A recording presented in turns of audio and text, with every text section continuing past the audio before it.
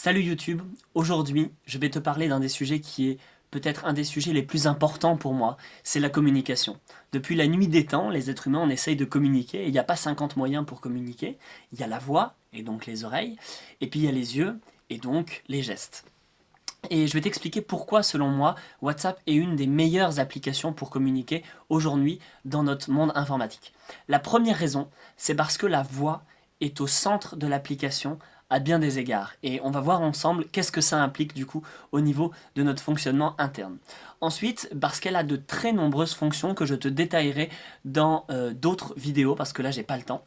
Dans cette vidéo, ça serait trop longue, et aussi parce qu'elle est utilisée par plus d'1 milliard de personnes sur Android et iOS. Et donc elle a beaucoup de popularité, contrairement à d'autres applications comme Telegram ou Signal, qui ont d'autres avantages, mais qui ne sont pas utilisées par la majorité. Donc il est assez facile de retrouver d'autres personnes sur WhatsApp. Et aussi que l'identifiant de WhatsApp pour pouvoir trouver quelqu'un, c'est son numéro de téléphone, qu'il soit où qu'il soit dans le monde d'ailleurs, que ce soit en France, en Espagne, aux États-Unis. Il suffit d'avoir le numéro de téléphone de la personne pour pouvoir communiquer avec elle sur WhatsApp.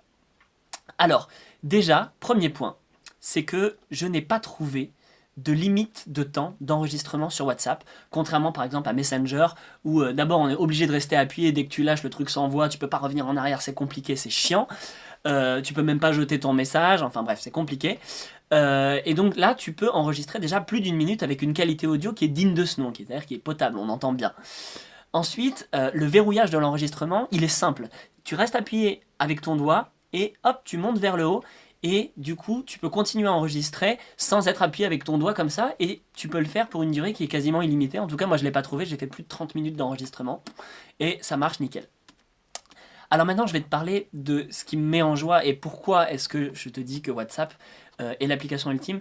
Parce que, en fait, c'est l'audio. Alors, quels sont les bénéfices de l'audio? Déjà, quand on enregistre un audio, il faut un minimum de silence et de centrage autour de soi.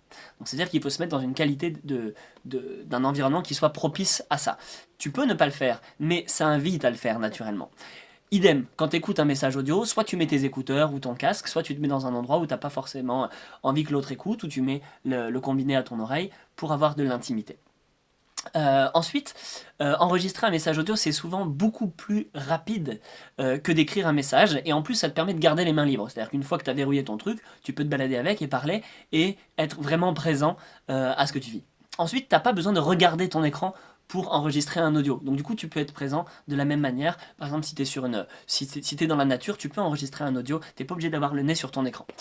Ensuite, la voix te donne des indications qui sont très précieuses sur l'état émotionnel. Donc déjà le tien au moment où tu vas le faire, et puis surtout au niveau de la personne qui va t'envoyer un audio, parce que tu l'écoutes, tu l'entends, et tu sens à travers la voix si la personne elle est plutôt joyeuse, si elle est plutôt triste, si elle est plutôt paniquée, si elle est plutôt en colère. Et ça c'est très précieux, et un texte ne te permettra jamais de faire ça. WhatsApp en fait te fait pratiquer une forme d'écoute active et on retrouve du coup cet outil dans le cercle de parole. Et ça sans le savoir. Et c'est ça qui est très fort. C'est que en fait finalement quand tu fais un cercle de parole, si tu sais pas ce que c'est, grosso modo un cercle de parole, tu as un bâton de parole. Et c'est celui qui tient le bâton dans sa main qui parle et les autres se taisent. Et donc tu peux demander la parole, mais tu ne peux pas parler en même temps que l'autre. Et en fait sans le savoir c'est exactement ce qui se passe avec WhatsApp parce que quand tu enregistres un audio dans WhatsApp, ça t'oblige à écouter l'autre sans l'interrompre. Parce que tu peux pas l'interrompre. En fait, à la limite, tu peux mettre sur pause, mais c'est tout ce qui se passe. Et donc, du coup, c'est le premier point de l'écoute active. C'est écouter l'autre sans l'interrompre. Et pareil pour le cercle de parole. Donc ça, c'est vraiment le point magistral de ce pourquoi c'est une révolution. Du coup, ça t'oblige à ne pas être dans la réaction instantanée, comme dans une conversation où tu couperais la parole parce que tu serais dans ton émotionnel, tu dis oui, mais non, non, non, non, non.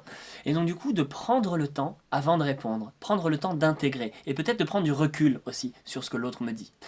La voix, ça t'invite à réfléchir à ce que tu vas dire, parce que tu n'auras pas un feedback direct, instantané. Donc, il faut que tu synthétises tes idées avant l'enregistrement ou au moment où tu le fais.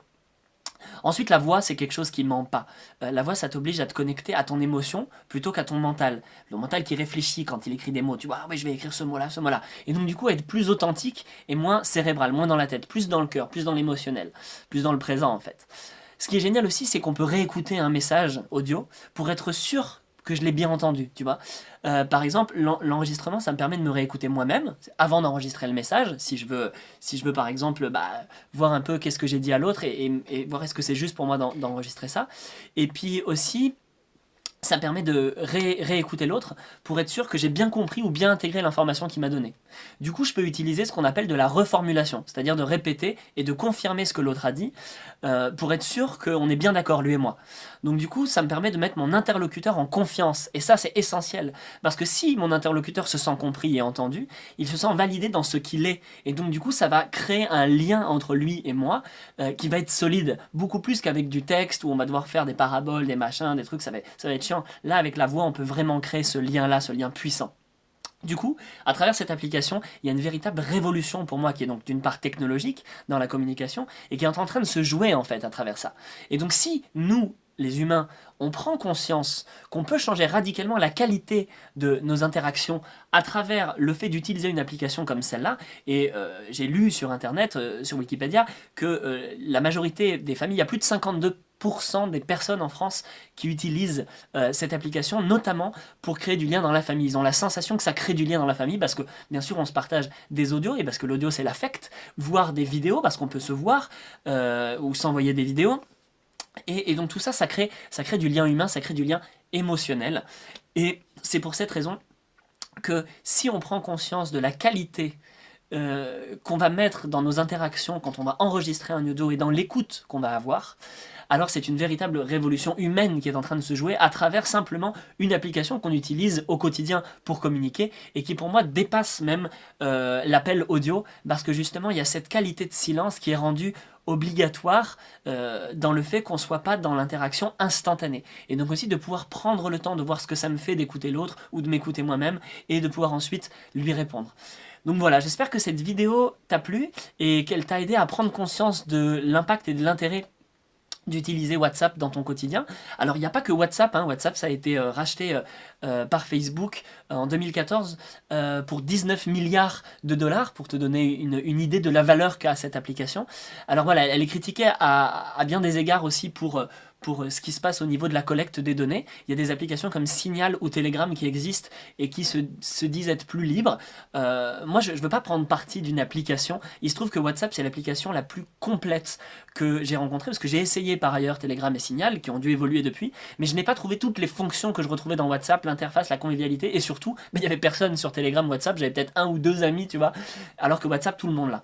Donc bien sûr qu'il y a plein de questions qui se posent, mais fondamentalement, moi j'y vois j'y vois beaucoup d'espoir en fait dans le fait d'utiliser cette application au niveau de l'évolution de la conscience humaine. Et donc je t'invite à utiliser WhatsApp ou une application similaire avec tes proches, avec tes amis, même au niveau professionnel.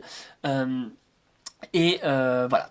J'espère que cette vidéo t'a plu et qu'elle t'aura permis de prendre conscience de ça. Si cette vidéo t'a plu, tu peux t'abonner à la chaîne YouTube Numéricoach. On a aussi une page Facebook Numéricoach. Et puis tu as aussi le site de thierryvanov.com sur lequel tu pourras découvrir plein d'autres astuces sur le numérique en général, mais autour surtout des outils Google, collaboratifs, Android. Voilà, je te dis à bientôt pour une prochaine vidéo. Ciao!